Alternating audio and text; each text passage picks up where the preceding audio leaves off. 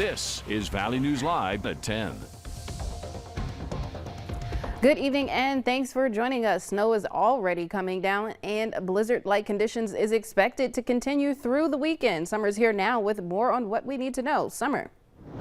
Thank you so much, Nishay. I want to start out with a tower cam time lapse of the Hankinson area right around 3 o'clock through 5 o'clock as that snow pushed through and blanketed the ground with a layer of fresh snow. Here in Fargo right now, looking a little bit like a snow globe as snow has moved on in, and that winter storm warning continues all across the north for areas shaded in red, and that winter weather advisory in the areas in purple. That continues through our day Sunday. Now let's take a look at the latest satellite and radar. Get right to it because we are starting to see some areas of some heavier snow, the banding potential where you see those darker blues, and we've got some pretty impressive snowfall rates, but combined with some breezy conditions, visibility is low. Half mile in Minot, a little over half mile in Jamestown and in Oaks. Visibility is at 1 mile in Fargo.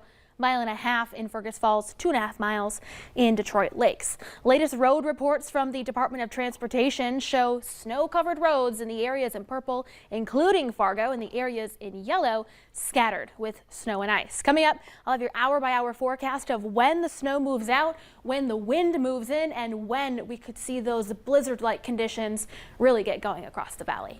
Well, you know it's real when you match the snow on your graphic. I noticed that too. How fun. All right. Thanks so much, Summer. This afternoon, rescue crews saved a man after he fell through the ice on the Red River at Dyke East. Authorities say the man had walked halfway across the river before falling through. When crews arrived, they found the man in a hole in the ice about 6 feet in diameter. Rescuers were unable to reach the man by boat as the ice was too thick at the shoreline. A firefighter wearing an ice suit was able to walk across the ice, gaining access to the man. The rescuer then jumped in and grabbed onto the man before both were pulled back to shore. Authorities say the man had been in the water for about 7 minutes. He was treated by EMTs, but his injuries are still unknown. And over in Moorhead, crews were called to the scene of a vehicle fire in the 1800 block of 12th Street South. In this video, you can see the fire left some serious damage to the vehicles. Seats were burned and black soot covering the windshield. Authorities on scene told us the fire appears to be accidental. 4 days after the deadly Michigan high school shooting, the parents of the shooting suspect are now in custody. James and Jennifer Crumbly were arrested this morning following an hours-long manhunt after they failed to turn themselves in yesterday. Cole Higgins has the latest, including exclusive video of their arrest. How are you pleading to count 4? Not guilty. The court will enter the pleas of not guilty for you for all 4 counts. The parents of accused Oxford High School shooter Ethan Crumbly each pleading not guilty to 4 counts of involuntary manslaughter. The Oakland County prosecutor bringing those charges against James and Jennifer Crumbly, alleging the couple is criminally negligent. And it has affected the entire community.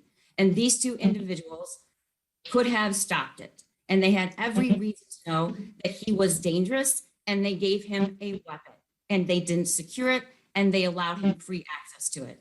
The Saturday morning arraignment happening hours after a manhunt for the Crumbleys finally came to an end. As seen in this exclusive video, police tracking the couple down overnight and arresting them in a Detroit building after they failed to turn themselves in on Friday. A tip from the community led police to the couple. Their defense attorney insists the Crumbleys were never on the run. Our clients were absolutely going to turn themselves in. It was just a matter of logistics, and all the prosecution had to do was communicate with me about it. But the Detroit police chief says this isn't indicative of turning yourself in, hiding in a warehouse. I'm Cole Higgins reporting. This evening, a group of demonstrators chanting "Reclaim America" were seen marching through the Lincoln Memorial in Washington, D.C. The demonstrators wore masks and sunglasses, hiding their identities. Some also carried American flags and shields. Police were seen at the Lincoln Memorial as dozens of people demonstrated. The White House expects nearly 1 million school-aged children to get a COVID-19 vaccine by the end of Wednesday. A Biden administration official says approximately 900,000 children ages 5 through 11 will likely receive their first dose of the Pfizer vaccine. The White House official noted about 700,000 appointments have been made available at pharmacies for upcoming days. But meanwhile, new research shows kids 5 to 11 are getting vaccinated slower than it was for older children. That's according to data from the Centers for Disease Control and Prevention.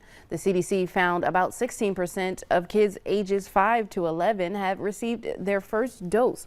That's slower than it was for older children. In mid-June, a month after kids ages 12 to 15 became eligible, about 27% of that age group had received their first dose.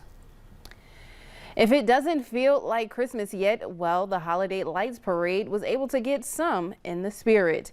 The parade started in Moorhead and ended in Fargo. Several floats rode through the streets with their Christmas displays. Even some of our Valley News team was a part of the parade as they gave candy to onlookers. Members of the Harley-Davidson Owners Group are wrapping presents for a cause. Volunteers from the group will be at the Harley-Davidson of Fargo every Saturday this month wrapping gifts.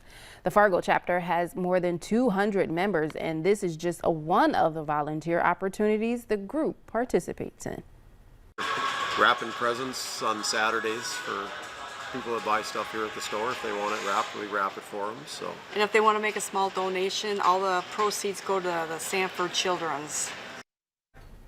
Gift wrapping is available from 11 to 3 on Saturdays. Later on Valley News Live at 10, a local veteran gets the keys to his new adaptive home. And if you haven't seen snow fall at your house yet, don't worry, it's still coming. We could see several inches of snow by tomorrow morning, and then near blizzard-like conditions through the day Sunday. But I'll time out when the best chances for those blizzard-like conditions will be coming up in just a few minutes, and an update to how much snow you can expect to shovel or snow blow.